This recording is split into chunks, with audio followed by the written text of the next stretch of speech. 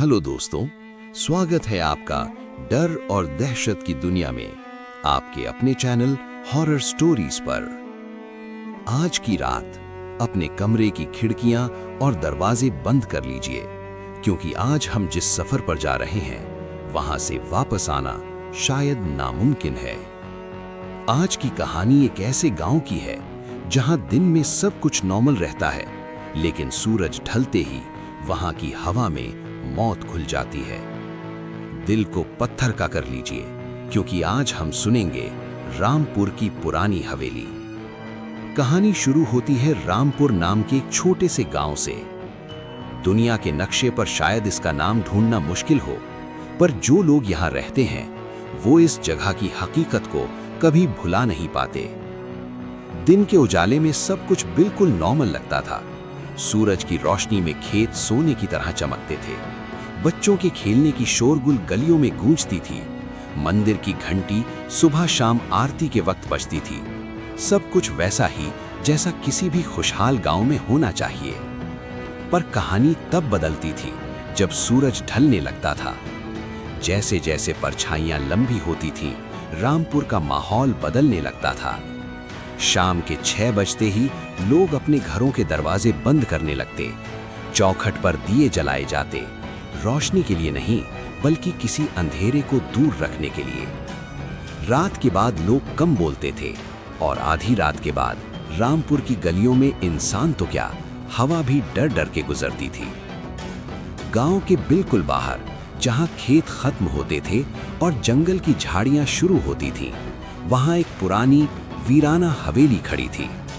वो हवेली इतनी पुरानी थी कि उसकी दीवारों का असली रंग किसी बुजुर्ग को भी याद नहीं था। ईंटें काली पड़ चुकी थीं, जैसे वक्त ने उन्हें जला दिया हो। जंगली बिना तेल के, बिना हवा के हिले और बिना किसी इंसान के वहां मौजूद हुए। वो बस जलता रहता था, एक अजीब सी ठंडी नीली पीली रोशनी के साथ, जो अंधेरे को काटती नहीं बल्कि अंधेरे को और गहरा बनाती थी। मेरा नाम विक्रम है। मैं शहर की भीड़ भाड़ और शोर में बड़ा हुआ हूँ। साइंस का स्टूडेंट रहा हूँ, इसलिए भूत प्रेत, आत्मा, श्राप, इन सब बातों पर मेरा भरोसा कभी नहीं रहा। मेरे लिए ये सब बस दिमाग का वहम था। पर कहते हैं ना, वक्त से बड़ा कोई टीचर नहीं होता। रामपुर मुझे शौक से नहीं, मजबूरी में आना पड़ा। मेरी दादी, जो आखिरी सांस तक इसी गांव में रही, उनकी अचानक मौत हो गई थी। मेरे माता पिता गुजर चुके थे, तो उनका इकलौता वारिस मैं ही था। उनके पुराने घर और जमीन के कागज लेने मुझे यहां आना पड़ा। जिस दिन मैं गांव में घुसा, टैक्सी वाले ने मुझे गांव के बाहर ही उतार दिया। उसने कहा, साहब, इससे आगे गाड़ी नहीं जाएगी, जबकि रास्ता साफ था। उसकी आंखों में एक घबराहट थी। गांव में कदम रखते ही मुझे लगा जैसे मैं गलत जगह आ गया हूं। हवा में एक अजीब सा भारीपन था। लोग मुझे देखकर रुक जाते। जो औरतें कुएं पर पानी भर रही थीं, वो मुझे घूरने लगी। बुजुर्ग अपनी बातें अधूरी छोड़कर चुप हो गए, जैसे मैं कोई इंसान नहीं बल्कि कोई ऐसा सवाल हूं जिसका जवाब ये लोग जानते हैं पर देना नहीं चाहते। दादी का घर गांव के बीच में था। घर काफी पुराना था, लकड़ी के दरवाजे, ऊंची छतें। दिन में तो वो घर नॉर्मल लगा, पर रात होते ही घर जिंदा लगने लगा। पहली रात थकान होने के बावजूद नींद आंखों से कोसों दूर थी। घर की लकड़ियां चिड़चिड़ कर रही थीं, जैसे कोई चल रहा हो। हवा जब खिड़की से टकराती तो ऐसा लगता जैसे कोई नाखूनों से खिड़की खुरच रहा है। बीच रात करीब 2 बजे मेरी आंख खुली। कमरे में घुप अंधेरा था, कोई आवाज नहीं थी। सन्नाटा चीख रहा था, पर फिर भी मेरे रोंगटे खड़े हो गए। मुझे महसूस हुआ जैसे कोई खिड़की के बाहर खड़ा होकर मुझे देख रहा है। मैंने हिम्मत करके चादर हटाई, धीरे से उठा और खिड़की के पास गया। पर्दा हटाया और बाहर देखा। दूर खेतों के उस पार, उस सन्नाटे में वो हवेली खड़ी थी, और उसके उस ऊपरी कमरे में वहीं दिया जल रहा था। लेकिन इस बार रोशनी पहले से ज्यादा तेज थी। वो रोशनी स्थिर नहीं थी, वो थिरक रही थी, जैसे कोई मुझे इशारा कर रहा हो। आओ विक्रम, आओ। मेरा गला सूख गया। मैंने झटके से खिड़की बंद की और बिस्तर पर आ गया। पर उस रात मुझे ऐसा लगा जैसे वो रोशनी मेरी बंद आंखों के अंदर भी जल रही है। अगली सुबह सूरज निकलने के बाद ही मेरी जान में जान आई। मैंने सोचा ये मेरा वहम होगा। मैं गांव के चौक पर चाय पीने गया। वहां कुछ बुजुर्ग बैठे थे। मैंने चाय की चुस्की ली और कैजुअली पूछा, वो सामने जो पुरानी हवेली है वो किसकी है? वहां कोई रहता है क्या? मेरा सवाल सुनते ही वहां सन्नाटा छा गया। चाय वाले का हाथ रुक गया। लोगों ने एक दूसरे को ऐसी नजरों से देखा जैसे मैंने किसी मौत का जिक्र कर दिया हो। फिर मंदिर के पुजारी जो वहीं बैठे थे, उन्होंने अपनी माला रोकी और धीरे से कहा, बेटा, शहर से आए हो, काम खत्म करो और चले जाओ। उस जगह का नाम लेने से भी यहाँ की रातें लंबी हो जाती हैं। मुझे गुस्सा भी आया और क्यूरियोसिटी भी हुई। तभी एक बुढ़े आदमी जिनका नाम भोला काका था, मुझे हाथ पकड़कर थोड़ा किनारे ले गए। उनकी आंखें सफेद पड़ चुकी थीं और आवाज में खौफ था। उन्होंने कांपते हुए कहा, विक्रम बेटा, वो हवेली खाली नहीं है, वो भूखी है। हर 7 साल में जब वो दिया अपनी पूरी ताकत से जलता है तो गांव से एक इंसान गायब होता है। ना लाश मिलती है, न कपड़े, न कोई निशान। बस वो इंसान हवा में घुल जाता है और उस रात के बाद हवेली का दिया और तेज जलने लगता है। मैंने तर्क लगाने की कोशिश की। अरे काका, कोई जानवर होगा या कोई चोर उचक्का? आपने पुलिस को खबर नहीं दी? भोला काका एक अजीब सी मुस्कुराहट के साथ बोले, पुलिस सिर्फ जिंदा लोगों को ढूंढती है बेटा। जो चीज उस हवेली में है, कानून की किताबें वहां काम नहीं करती। उस रात नींद बिल्कुल नहीं आई। दिमाग में भोला काका की बातें घूम रही थी, लेकिन डर के साथ साथ एक अजीब सा खिंचाव महसूस हो रहा था। ऐसा लग रहा था जैसे मेरे दिमाग में कोई विस्पर कर रहा है, एक धुंधली सी आवाज जो मेरे नाम को बार बार पुकार रही थी, विक्रम, विक्रम। तीसरी रात ये अट्रैक्शन जुनून बन गया। मेरे पैर मेरे बस में नहीं रहे। मैं जानता था मैं गलत कर रहा हूं। मेरा दिमाग चीख रहा था कि रुक जाओ, पर मेरा शरीर उस हवेली की तरफ खिंच रहा था, जैसे लोहा चुंबक की तरफ खिंचता है। मैं घर से निकला, खेत पार किए, झाड़ियां पार की और उस हवेली के बड़े से लोहे के गेट पर पहुंच गया। हवा एकदम रुक गई थी। गेट पर कोई ताला नहीं था। मैंने बस हाथ लगाया और वो भारी गेट बिना किसी आवाज के खुल गया, जैसे वो मेरा ही इंतजार कर रहा हो। हवेली के अंदर कदम रखते ही एक ऐसी ठंडक ने मुझे घेर लिया जो बर्फ से भी ज्यादा ठंडी थी। ये ठंड मौसम की नहीं थी, ये मौत की ठंडक थी।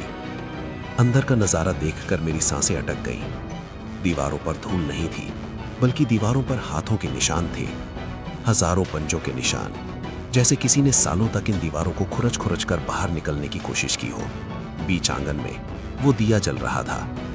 पास जाने पर दिखा कि उस दिए में तेल नहीं था, उसमें गाढ़ा लाल रंग का द्रव्य था और उस दिए की रोशनी में परछाइयां नाच रही थीं।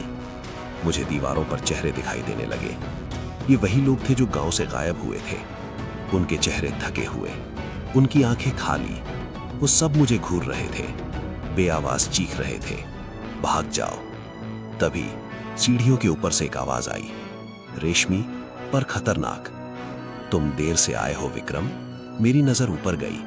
सीढ़ियों पर एक औरत खड़ी थी, सफेद लिबास, बिखरे हुए बाल। उसका चेहरा आधे अंधेरे में था, पर उसकी आंखें इंसान की नहीं थीं। वो बिल्कुल उस चलते हुए दिए जैसी थीं, अंगारों जैसी दहकती हुई। मेरे पैर जमीन से चिपक गए। उसने धीरे धीरे नीचे उतरना शुरू किया। हर कदम के साथ हवेली की दीवारें कांपने लगीं। उसने मेरे पास आकर कहा, लोग कहते हैं ये हवेली भूतिया है। वो हंसी, एक सूखी खोखली हंसी। ये हवेली भूली हुई यादों का घर है विक्रम, और यादों को जिंदा रहने के लिए जिंदा लोगों की सांसों की जरूरत होती है। उसने मेरा हाथ पकड़ा। उसका हाथ बर्फ जैसा ठंडा था। वो मुझे एक बड़े से धूल भरे शीशे के सामने ले गई। बोली, देखो, अपने आप को देखो। मैंने शीशे में देखा, और जो मैंने देखा उसने मेरी रूह को तोड़ दिया। शीशे में मेरा चेहरा बदल रहा था। मेरी जवान खाल बूढ़ी हो रही थी। मेरी आंखें गड्ढों में धंस रही थीं। मेरा चेहरा वैसा ही बन रहा था जैसे उन गायब हुए लोगों का था। मुझे समझ आ गया, वो दिया तेल से नहीं जलता, वो दिया इंसानों की जिंदगी, उनकी उम्र, उनकी रूह को चूस कर जलता है। दिया तब तक जलता है जब तक कोई नया शिकार नहीं आता। अब तुम्हारी बारी है। उसने मेरे कान में फुसफुसाया। उस पल मेरे अंदर जीने की चाहत जागी। मैंने पूरी ताकत लगाकर उसका हाथ झटका। मैं पीछे गिरा और भागा। हवेली चीखने लगी, दरवाजे अपने आप बंद होने लगे, फर्श हिलने लगा जैसे मुझे पकड़ना चाहता हो। दीवारों से वो हाथ निकलकर मुझे खींचने की कोशिश करने लगे। विक्रम, तुम नहीं जा सकते, वो चुड़ैल चिल्लाई। मैं बिना पीछे मुड़े दौड़ा। मैं गेट से टकराया, गिरता पड़ता खेतों में भागा। मेरे कानों में अभी भी वो आवाजें गूंज रही थी। सुबह जब मेरी आंख खुली तो मैं दादी के घर के आंगन में बेहोश पड़ा था।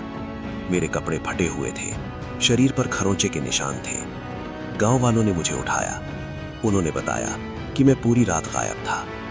लेकिन सबसे डरावनी बात भोला काका ने बताई। उन्होंने कहा, आज सुबह हवेली का दिया बुझा नहीं है, बल्कि पहले से 10 गुना ज्यादा तेज जल रहा है, जैसे उसे कोई नई ऊर्जा मिल गई हो। मैंने शीशे में अपना चेहरा देखा। मेरे बालों में एक सफेद लट आ गई थी जो कल तक नहीं थी। मैं वो गांव छोड़कर उसी वक्त भाग आया। जमीन के कागज, वो घर, सब कुछ वहीं छोड़ आया। लेकिन ये कहानी यहीं खत्म नहीं होती, क्योंकि उस रात के बाद मैं शहर तो आ गया हूं, पर मेरे सपनों में मैं आज भी वहीं खड़ा हूं। वो हवेली मुझे फिर बुला रही है। और कल रात जब मैंने अपने शहर वाले फ्लैट की बैल्कनी से देखा तो दूर अंधेरे में वही नीली रोशनी दिखाई दी। वो मेरे पीछे आ गई है। तो दोस्तों, ये थी रामपुर की पुरानी हवेली पार्ट 1। लेकिन डर अभी खत्म नहीं हुआ है। पार्ट 2 में आप जानोगे कि वो औरत आखिर कौन थी, उस दिए में जो लाल द्रव्य था वो असल में क्या था, और क्या विक्रम अपनी आधी छुरी हुई रोशनी को बचा पाएगा, या वो भी उस हवेली का एक हिस्सा बनकर रह जाएगा। अगर आप इसका अगला हिस्सा सुनना चाहते हैं तो कमेंट में पार्ट 2 जरूर लिखें। अगर इस कहानी ने आपके रोंगटे खड़े कर दिए हैं तो वीडियो को लाइक करें और हॉरर स्टोरीज को अभी सब्सक्राइब करें। बेल आइकॉन दबाना ना भूलें, ताकि जब भी वो हवेली वापस बुलाए तो आप सबसे पहले वहां पहुंचे। मैं मिलूंगा आपसे अगली वीडियो में एक नई दहशत के साथ। तब तक के लिए अंधेरे में कभी पीछे मुड़कर मत देखना। Good night.